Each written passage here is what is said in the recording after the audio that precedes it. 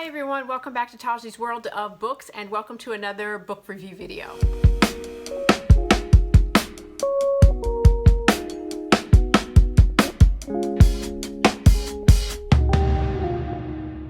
Hey you guys, welcome back. So I'm sorry that I have been MIA. I had mentioned that my computer needed to go out for repair, and so it has been being repaired for the last week, so I haven't been able to film anything. So prior to that, what I did was I filmed a clip on my thoughts about The Echo and the Bone. I'm going to put that in here as a snippet, but let me tell you how I'm going to set up this video. So what I'm going to do is I'm talking about both of these books because I have finished An Echo in the Bone, and then I went on to Written in My Own Heart's Blood. And now I am reading the final book that has just come out, and so I'll do that in a separate video, but these two I'm going to talk about together. And I'm also going to insert the clip of what I think about this particular book. So let's go to that now. Hey guys, so I just wanted to hop on. I just finished up An Echo in the Bone in the Outlander series. This is book 7. And this book was really good. You know, again, it's the day-to-day life of, Jamie and Claire, as well as, Roger and Brianna. And Roger and Brianna have gone back through the stones, and they are living in 1980. They have purchased Lollybrook and are living at Lollybrook and have had restored it. In the last book we saw that they had to go back through the stones because Mandy, the youngest, the baby, had a heart murmur and a heart problem, and so needed a modern day operation. And so they really, came to terms. They figured out the parentage of Jemmy and discovered that Roger, in fact, is the child of Jemmy.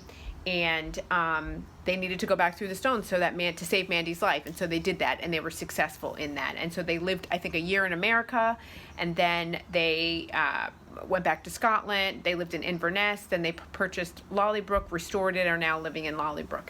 And so there are now things that are going on in Lollybrook and things that are happening in modern day times where we're starting to see that Jemmy is much more important than we had originally thought. There are some other nefarious characters. We see the Roger's 6-time grandfather, the one that was responsible for getting Roger hanged, has accidentally fallen through the stones, and he's now in 1980 and has found his way to Roger and Brianna.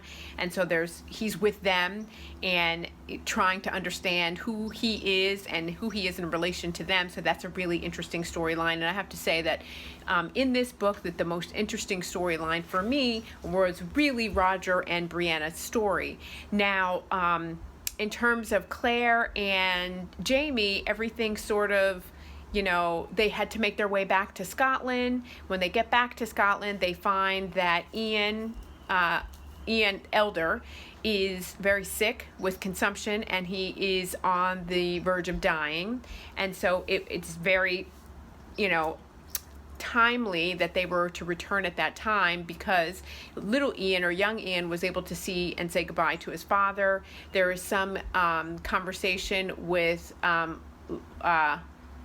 Leah, whatever her name is, the second wife, and she's as mean as ever. And so there were those circumstances that Jamie had to come to terms with, the alimony, and they've gotten that all resolved, and so that sort of happened. And now we come to really the end of the book where Claire has to return, because Leah comes and basically says that Henri Christian, Marsali and Fergus's infant, the youngest son, has to have a surgery because his adenoids are deeply infected, and so she urgently asked for Claire to return. So Jamie and Claire make the decision that Claire is going to return to Pennsylvania, and Jamie is going to stay in Scotland and return later. And through a series of successive events, he misses the ship that he's supposed to be on and gets on another ship, and simultaneously Lord John gets word that the ship that Jamie was on sank.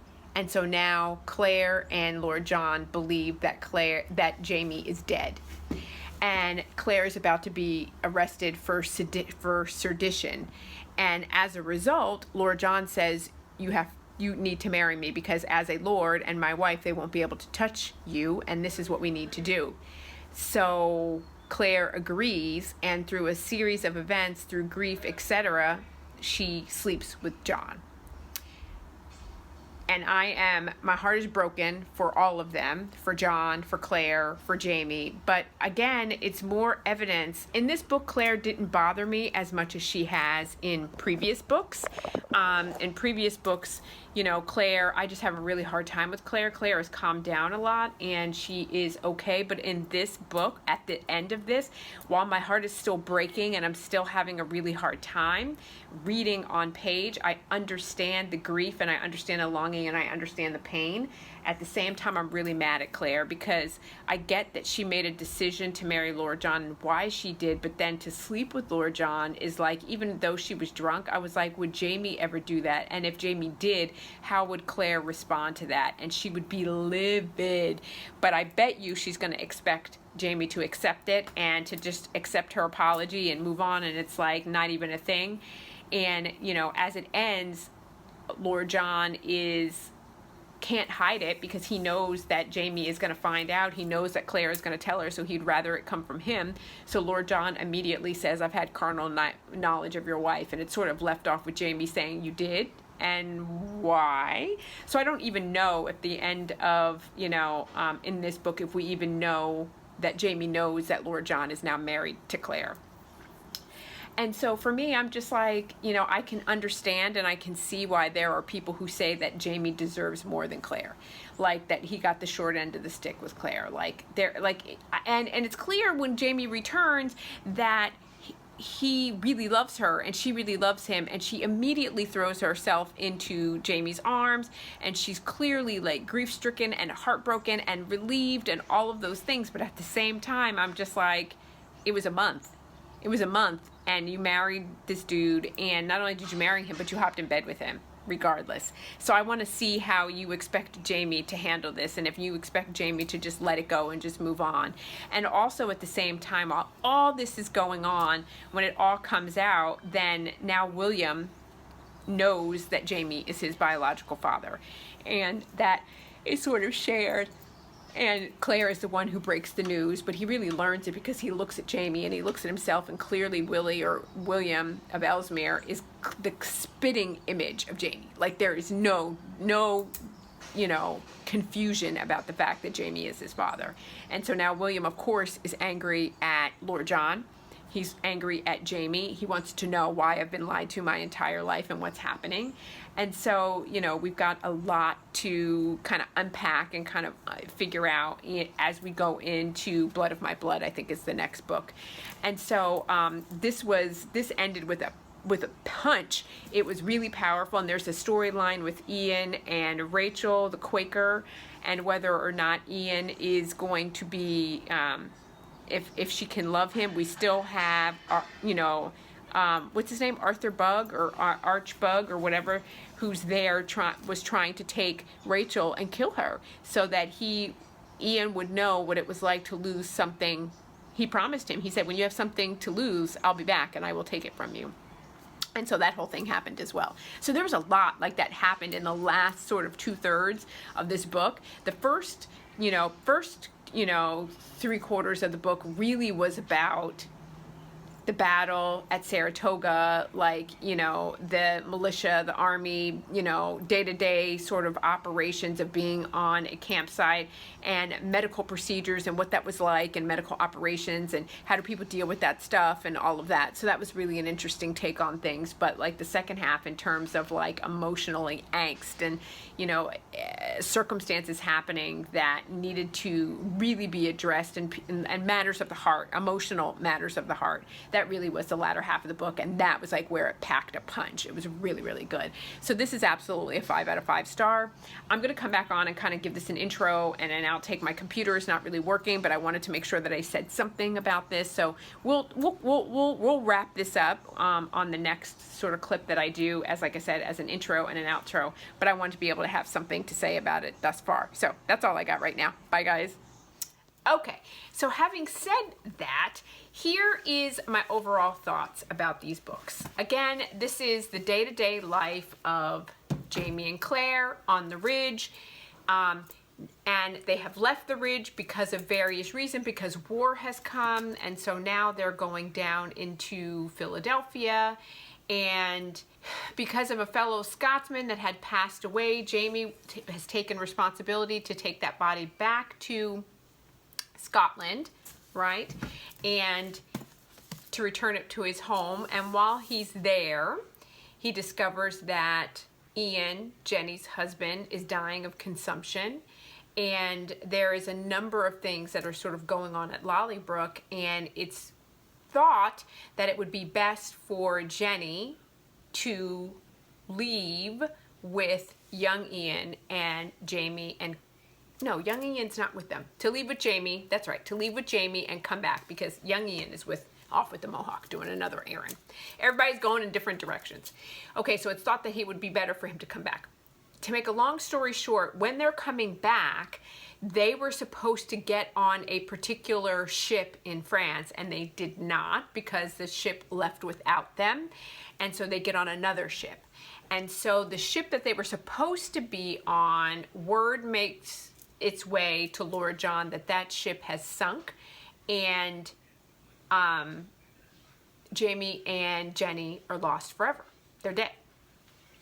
Here's my problem with that. I understand why Lord John, like I said in the previous video, I understand why Lord John did what he did. I understand why he married Claire, to keep her safe, because she was going to be accosted or, you know, sentenced or put in jail for, you know, sedition or whatever. I understand that. I have no problem with that. I don't even have a problem with the fact that Lord John, out of his grief, and Claire sleep together. Have no problem with that. And I understand why all that went down. What I have a problem with is Claire's indignance and Claire sort of acting like, how dare you? I did nothing wrong, and why would you even accost me about it? And we see in later books like that she really absolutely the main problem that I have with Claire is that she gets on her high horse. And so rather than, when they talk about it over here, rather than her like saying like, yes, this is what happened and this is why it happened, and she never did come clean fully about everything that happened, because not only did she sleep with him in a drunken night, you know, and so Lord John is her husband, so okay, so they sleep together like whatever, but the next day, Lord John, when they're not drunk, Lord John says, you know, I've never seen a naked woman. I want to look upon you, and I want to sleep with you again. And while Claire says no, you know, I don't want to sleep with you, I'm not comfortable with it because it feels like I'm cheating on Jamie, she does reveal her naked body, and she does give him a hand job. And she never tells Jamie. Jamie doesn't know that, and it never comes up. And if that were, the tables were turned, and Jamie would have done that to Claire, and Claire would have found out, because she still brought up the woman in the cave, the widow, when he was living like 7 years in the cave, and he was getting ready to go to Admir's prison, and he sleeps with the widow, she makes him tell her about that event in My Own Heart's Blood, but she doesn't tell Jamie about everything that happened between her and Lord John. So I think Claire is a hypocrite. I think that Claire is very much like, I'm going to do what I want to do, and the devil be damned with everybody else, and if you don't like it, too bad for you. And so like for me, I just go like, Jamie deserves so much more. Like, I just don't like her. And that just irritated the crap out of me. And that whole conversation about the interaction and her marrying Lord John, like, she still thinks, like, I can write him letters and I should be able to see him.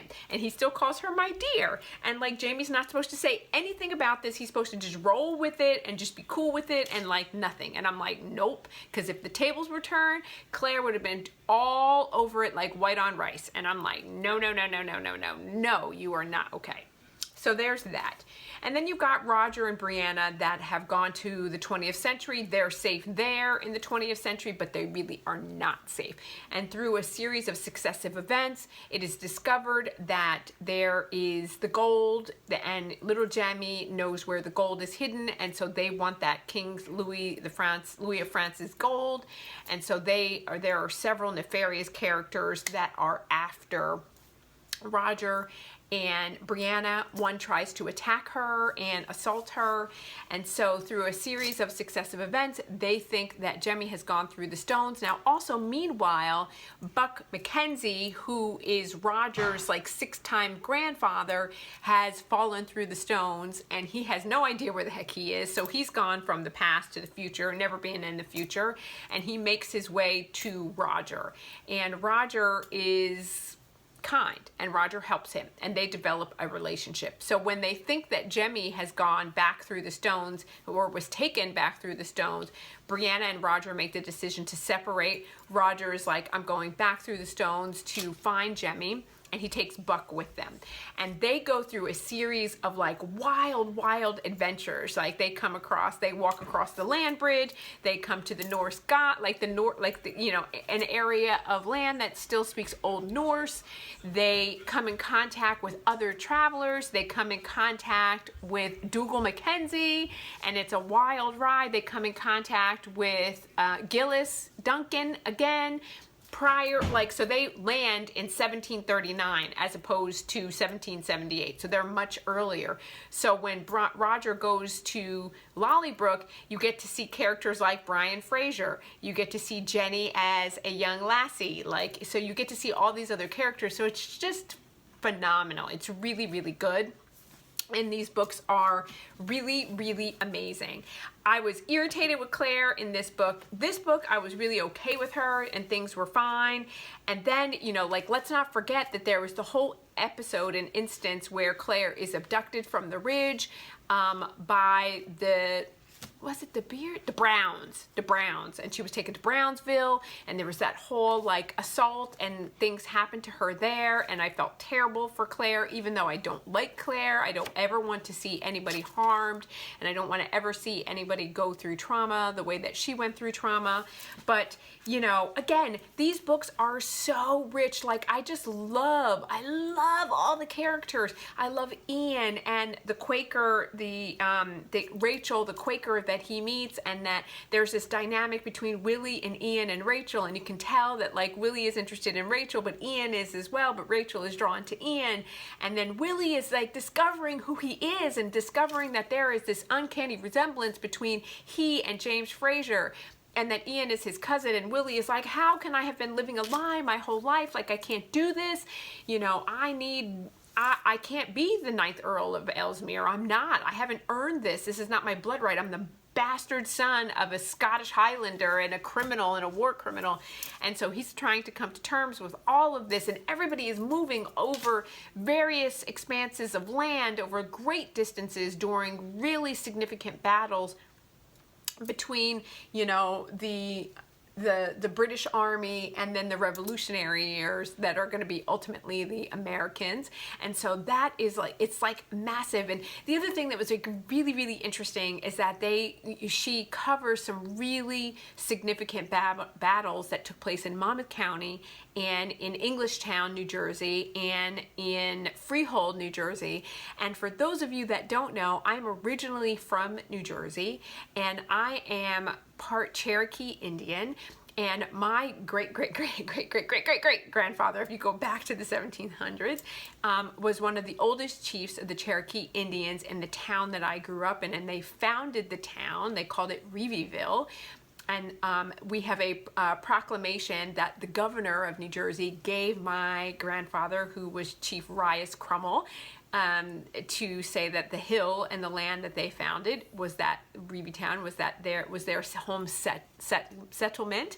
And it's really interesting because there's a lot of pain and history that goes into that, because when I went to go back and for my son to claim tribal status and to get our card to the entry into the Cherokee Nation, we could not get it because technically my family gave up their Cherokee and their Native American status and took on the American status and became American citizens. And when they did that, and when that proclamation was given, that negated any future settler or family rights to the Cherokee Nation. And so that was a bit disappointing, but those battles took place in a town and in an area that I'm quite familiar with, and grew up going to Englishtown and grew up in Freehold, New Jersey, and knew all of these places. And like, it was just really cool to see a little part of my history sort of coming into play, because obviously there's a lot of conversation around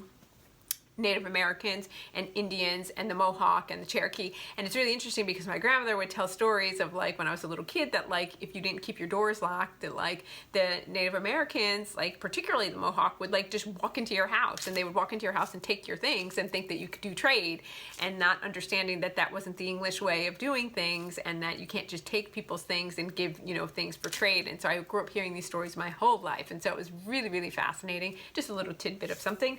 But each of these books are lengthy books. Like I have mentioned before, I had a whole TBR planned, and my TBR cart is still full of all the books that I had anticipated, because I did not realize that these books are so extensive. Their audiobooks are like 56 hours per book, so it takes like 3 days. I think, you know, I've said it takes quite a long time, so I've spent the entire month of November reading all 9 books of the Outlander series, and it has been worth every ounce.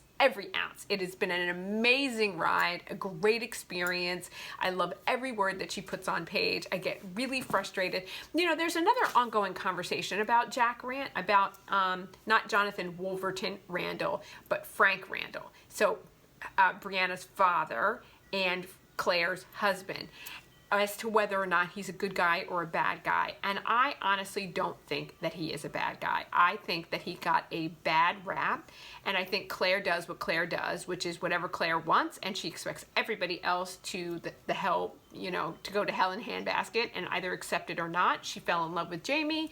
She came back. Frank raised Brianna, and Frank did discover and learn that they would ultimately go back to Jamie, the Highlander.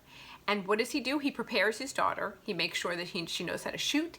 He makes sure that she knows how to survive. He makes sure that she knows how to think, but he doesn't reveal it to Claire. And I don't think he should have. I wouldn't have said to the person that I loved most in the world, like, hey, the guy that you fell in love with when you fell through the stones, oh, and that you got pregnant with, and that you cheated on me, technically, like, one is not going to argue the details of that. Like, okay, I get it. I'm cool with it. I probably would have done the same thing, but it's still cheating because she was married to somebody else.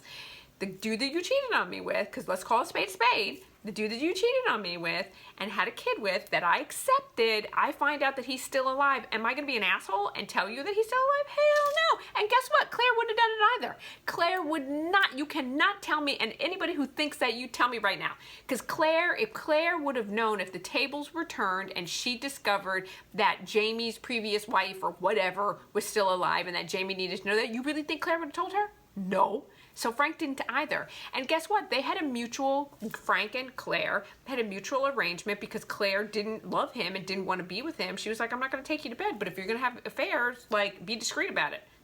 Okay. Like, I can't argue. He's like, everybody has needs, everybody has desires, and everybody wants to be desired. And so if they agree upon that and that's what they decide, then I'm okay with that. So I don't see anything that Frank truly did that was diabolical and wrong to either Brianna or Claire. And if somebody sees something that I don't see, please tell me, because I don't see it. But other than that, like, I think all in all is fair in love and war. And so I'm okay with it. So these books are 5 out of 5 star for sure. They're amazing. I'm super, super into book 9. It's like where the bees are, the bees. I can't remember the name of it, but I'll do it in the next installation. So I just want to come on and basically tell you that I missed you guys. I've been thinking about it. I wanted to upload a video. I wanted to talk to you guys about these 2 books because they are just absolutely amazing, and to say I haven't forgotten about you. And I hope you guys are having a wonderful Thanksgiving, because I am filming this on Thanksgiving. So now I'm going to go get my eat on and go hang out with my friends and enjoy the afternoon. And I hope that you guys do as well.